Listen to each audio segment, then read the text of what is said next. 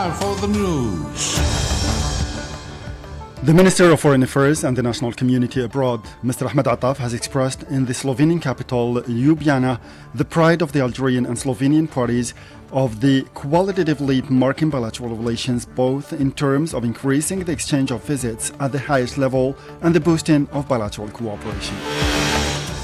The Minister of Foreign Affairs co-chaired the inauguration ceremony of the Algerian embassy in Ljubljana, which will allow, in collaboration with the Slovenian embassy in Algiers, to raise the level of bilateral relations. And the World Health Organization has said that the anti-polio vaccination campaign started today in Gaza on the eve of the humanitarian pause announced by the UN. While in Iraq, 15 members of the terrorist Daesh group were killed during a large-scale operation jointly carried out by the Iraqi and US forces in the western part of the country. Those were the headlines, and now the news in detail from Radio Algeria International. Good afternoon. First, in our news, the Minister of Foreign Affairs and the National Community Abroad, Mr. Ahmed Attaf, has expressed in the Slovenian capital, Ljubljana, the pride of the Algerian and Slovenian parties of the qualitative leap marking bilateral relations, both in terms of increasing the exchange of visits at the highest level and the boosting of bilateral cooperation.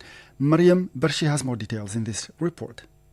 During a joint press conference co-chaired with the Deputy Prime Minister, Minister of Foreign and European Affairs of Slovenia, Mrs. Tanja Fajon, at the end of their bilateral talks held as part of his working visit to Slovenia, Mr. Attaf stressed that his meetings with many Slovenian officials focused on bilateral relations and the promising prospects of bilateral cooperation and complementarity, as well as on the two parties' commitment to achieve progress in such fields as energy, pharmaceutical industry, AI, higher education, space technologies and renewable energies. ولا يسعني في هذا المقام إلا أن أعرب I would like to take this opportunity to express our desire to implement what await us in the coming days and months in terms of diverse and rich activities, including the organization of high-level official visits by both sides, as well as the enrichment of the legal framework of bilateral cooperation, in addition to the organization of the first session of the Joint Commission on Economic Cooperation and the implementation of a Joint Business Council. مشترك لرجال الأعمال. Meanwhile, the Minister of Foreign Affairs co-chaired with Mrs. Fajon the inauguration ceremony of the Algerian embassy in Ljubljana, which will allow, in collaboration with the Slovenian embassy in Algiers, to raise the bilateral diplomatic representation to the level of 2 resident ambassadors in order to support and monitor the growing dynamism of bilateral relations at all levels and in different areas. Mr. Attaf stressed that the positive dynamic of the Algerian-Slovenian relations is also reflected in the close and constructive coordination existing between the two countries as part of their mandates as non-permanent members of the Security Council, thanks to their common commitment to the values and principles enshrined in the United Nations Charter. He recalled in this respect the challenges facing the world, foremost of which are the need to intensify efforts to end the war of extermination against the Palestinians in the Gaza Strip and to put an end to the Israeli escalation in the Middle East region. The Algerian diplomacy chief said that his meeting with Mrs. Tanja Fajon was an opportunity to reaffirm the common position on the developments, particularly in Gaza, and the Palestinian issue in general, welcoming Slovenia's decision to officially recognize the Palestinian state as a good step at the service of peace, security and stability in the region. They also stressed the imperative for the international community to assume its responsibilities to advance the political process towards a just, lasting and definitive solution to the Israeli-Palestinian conflict and thus lead to the setting up of an independent and sovereign Palestinian state. Regarding the issue of Western Sahara, the two ministers affirmed the support of their countries for the political process led by the United Nations, with a view to achieving a just, lasting and definitive solution that promotes the exercise by the Sahrawi people of their right to self-determination in accordance with the relevant resolutions adopted by both the General Assembly and the Security Council. Regarding the crisis in Ukraine, both parties expressed their deep concern at the continuing conflict and its repercussions, reiterating the call for a peaceful solution that guarantees lasting security in accordance with the principles and objectives of the United Nations Charter. It's worth noting that the talks resulted in the signing by the two ministers of a joint declaration emphasizing the strong political will of the two countries to promote economic cooperation and political coordination.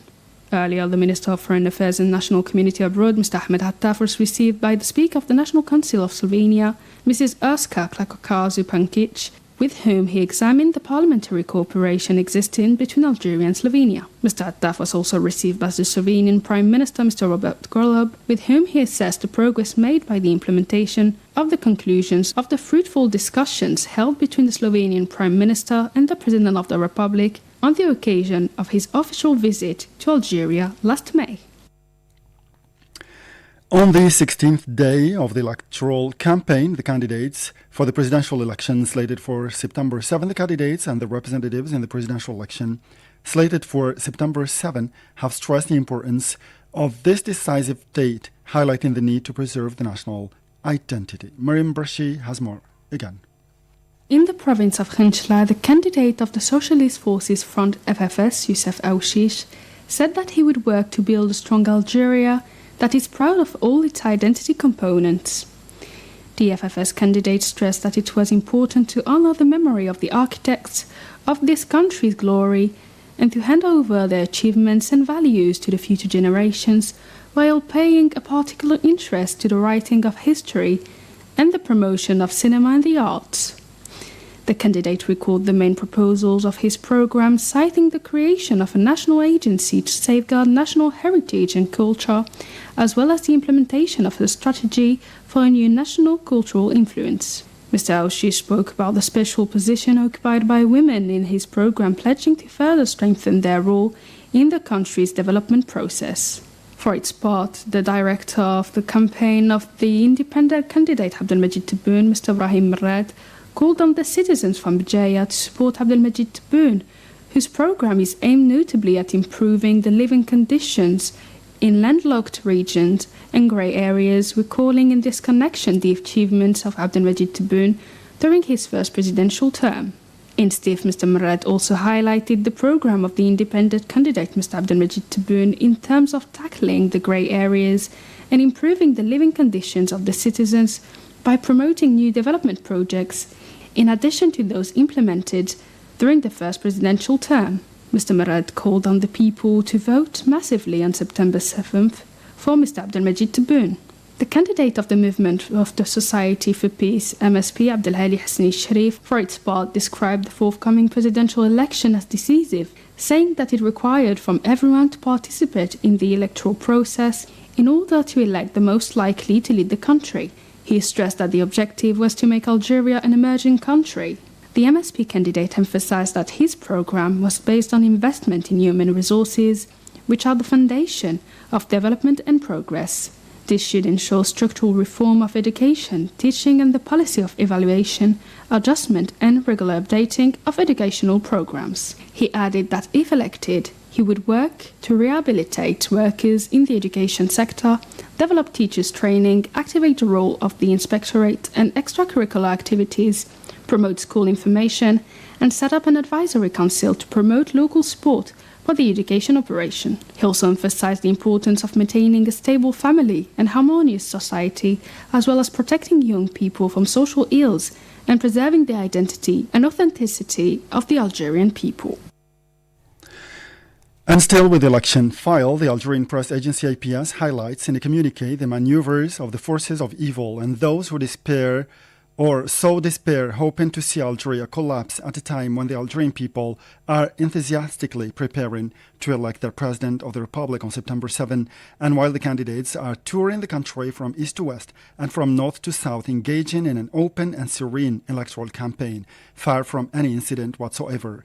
The same communique underlined that the impatience of these know-it-all and bitter people in the face of Algeria's development is in vain, emphasizing that Algeria, unshakable, will always remain upstanding, resolute, and bold, and will continue to advance, regardless of the maneuvers intended to make it stumble, and will stand firm in the face of the great hatred.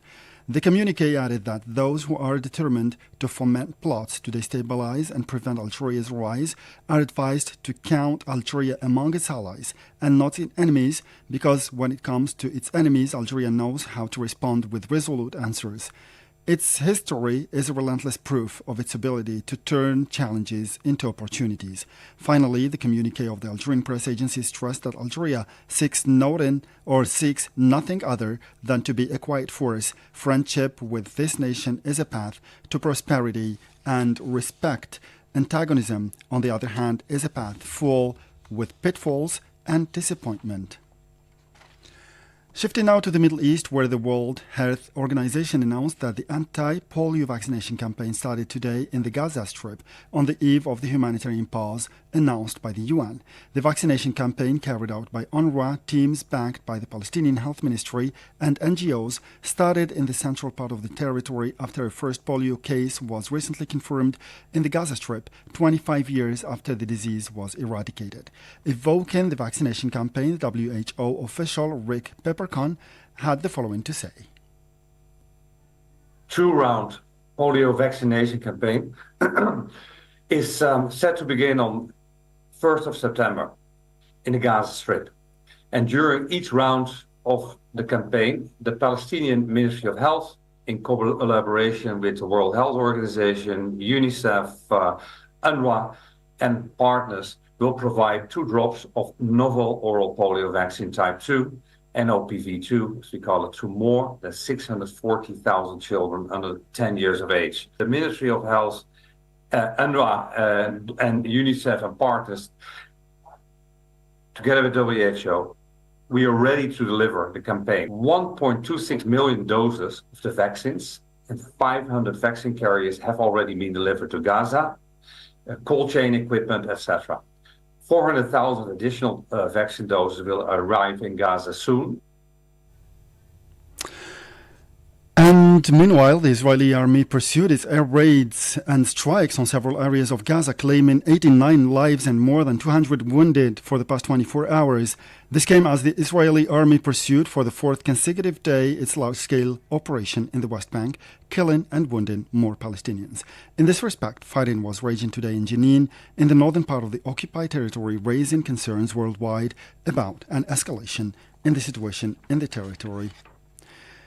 In Iraq now, 15 members of the terrorist Daesh group were killed during a large-scale operation jointly carried out by the Iraqi and U.S. forces in the western part of the country. In a communique posted today on X platform, the American Military Command for the Middle East indicated that 7 U.S. soldiers were wounded during the operation carried out in the desert region of Al-Anbar on the border with Syria. According to the same source, the operation was targeting leaders of the extremist group with the aim of undermining the group's capacity to plan, organize, and carry out attacks against civilians in Iraq. The operation targeted hideouts of the terrorist group. A report issued last month by the UN pointed out that the number of the terrorist group's members ranged from 1,500 to 3,000, and that its operations in Iraq were largely contained. The World Health Organization leader Tedros Adhanom Ghebreyesus has said that Mpox vaccines were set to arrive in the Democratic Republic of Congo in the next few days to fight a new strain of the virus. Some 230,000 Mpox doses are immediately available to be dispatched, added WHO official Tim Nguyen. These doses were donated by the European Commission and Danish Mpox vaccine manufacturer Bavarian Nordic. The World Health Organization is working to accelerate access to and delivery of Mpox vaccines. The safety and efficacy of vaccines are highest priority. Although vaccines are a powerful tool, they are far from the only tool. There are many things that WHO and partners are doing to prevent and diagnose infections and treat the sick. More than 18,000 suspected cases of Mpox have been reported in the Democratic Republic of the Congo so far this year, with 629 deaths. That includes more than 5,000 cases and 31 deaths from the eastern provinces of North and South Kivu, where the new Clade 1b strain has been spreading. We also remain concerned about outbreaks of Clade 1a in other parts of DRC. This morning, I returned from DRC, where yesterday I had the honor to meet with His Excellency, President Felix Tshisekedi, to discuss the outbreaks. WHO is working to accelerate access to and delivery of vaccines. The safety and efficacy of vaccines are our highest priority. We will not take shortcuts. You are listening to the World Health Organization leader Tedros Adhanom Ghebreyesus.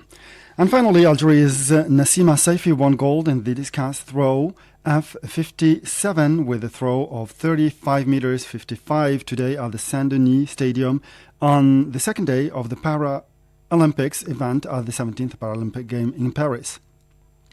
The Algerian, who already holds the world record in the event, has just broken her own Paralympic record set at the Rio 2016 Paralympics ahead of China's Xu Mian and Uzbekistan's contender or opponent. Also competing in the final of the discus throw, her compatriot Safia Jalal finished the event in 8th place. Samir Nwira, for his part, finished 6th in the 1500 meters, while Bakhta Benalou took 8th place in the javelin throw with a throw measured at 29 meters 63. The second day of para-athletics event at the 17th Paralympic Games in Paris will see the trio of Ahmed Mahidab, Walid Farhan and Abdelhaq Missoumi compete in the club throw F32 from starting from 6 p.m. today. And with this, we come to the end of this news bulletin. Time now for our weekly program with our colleague Aziz Agassi. Thank you very much and see you tomorrow.